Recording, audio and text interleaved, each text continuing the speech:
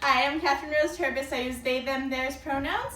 And I gotta give y'all trigger warnings as per usual with my stuff, so let's see what I got. I got, this time, mental illness, suicidal ideation, hoarding, child abuse, and loudness, as is often the case for my pieces. This is actually one that I did earlier in the month, which was the same week as this last Get on the Stage that I unfortunately had to miss, but I'm really glad to be back, and I'm really glad to be with all of you, and so here we're doing this here now. Okay.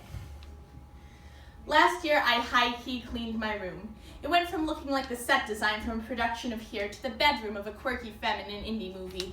After I finished organizing everything, I made the joke, "Do you ever clean your room just to flex on your dad?" Ha!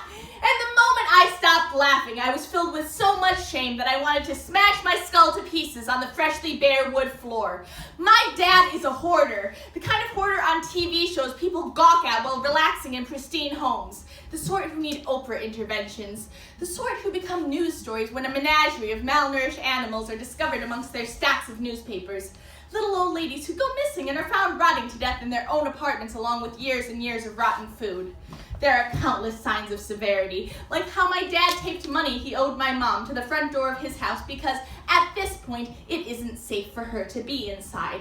Too high of a risk she'd die by faulty floorboards, collapsing ceilings, or one of the many towers of piled boxes falling on her and crushing her to death. You know, the usual things. To say any of this in front of an audience feels like I'm exposing my bones, raw and painful. If my dad knew what I was doing, he would kill me. I'm not being hyperbolic. I've seen him when he's angry. But last year, I reached my breaking point. I was no longer strong enough to go on carrying the weight of my father's secret. I wound up confiding in my roommate. I needed to tell someone. I was assisting with the off-Broadway production of the play Good for Otto, in which the character Jerome is a hoarder. I'd never before encountered such an accurate representation of someone like my father, and coincidence of all coincidences, one of my most admired idols was cast to play him. As I sat in rehearsal, sparks of similarity illuminated memories I packed away in the dark parts of my brain, like the contents of my father's packed high basement. This hidden element of my life could no longer be ignored. It ate away at my psyche until the demon could be exorcised, leaving me crying until I was gasping for air. My childhood was spent suffocating in my surroundings. In first grade, I had a homework assignment to go home and draw what my house looked like. I went home, put crayons to paper, and drew my house exactly as I saw it, and proudly brought the drawing in to show the teacher. Understandably, upon seeing what her 6-year-old student had drawn, Miss Corrigan called my mother in to have a talk. My mom made excuses for my father's mess and calmed her concern. When my dad found out about what I'd presented to the class, he raged, red-faced, eye-twitching with contempt. He forced me to draw a new home, one with a picture-perfect house with a pretty little square topped with a pretty little triangle, puffy clouds, big yellow sun in the corner of the page, green grass, blue skies, and a white picket fence. Peachy, keen, and perfect. He dragged me to school the following day and made me tell the teacher that the first one was a lie. Kids and their wild imaginations, am I right?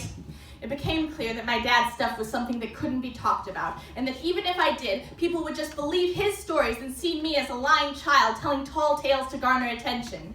My mom attempted to speak out. I thought that because she was a grown-up like my dad, people would believe her and care. She submitted desperate letters with photographic evidence to self-help shows, Montel Williams and Dr. Phil, but never heard back.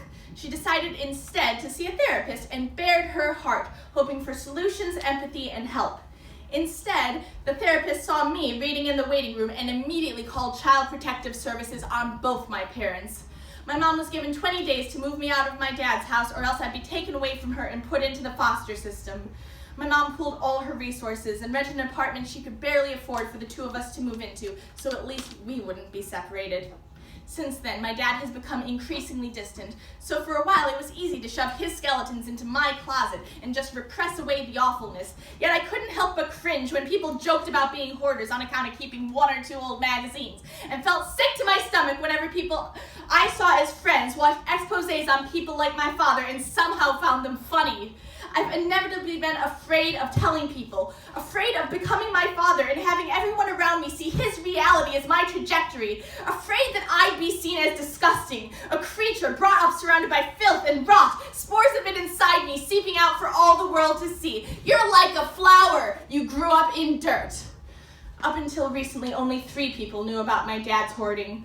Darius, my sibling of sorts, the one friend I was allowed to have over all year round regardless of the house. The one day of the year anyone else could come over was my birthday. Before anyone got there, my dad would take all his stuff out of the common areas and shove it anywhere out of sight, primarily into my room, exposing my poor, innocent beanie babies to mildew and fungus from all his decomposing junk. Thus, my fickle childhood friends had the good fortune of being ultimately unbeknownst to my living situation. Then my roommate James, who listened and helped me through the deluge of emotion, when at the age of fucking 23, I finally got the courage to utter a word about this. And last but not least, Kenny Melman, who played Jerome. I offered up my tragic backstory as a dramaturgical resource in case he needed it for character development. Is it okay to say sorry that you had to grow up in that kind of environment? He asked. Yeah. Kenny's immense empathy made his portrayal of the character somehow innately authentic. But Jerome is gentle and accepting of help, unlike my father. Jerome has boxes he can sort through, not a house full to the brim and caving in on itself. Jerome has hope.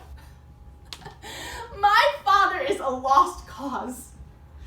A few weeks ago, I saw the Cheryl Richardson quote, "People start to heal the moment they feel heard." That same day, a writing prompt fell into my lap. Spring cleaning. And I knew I needed to start talking about this. A year ago, I was afraid to tell even a soul about my dad's hoarding. Now, I'm on stage screeching about it for all the world to hear. Thank you.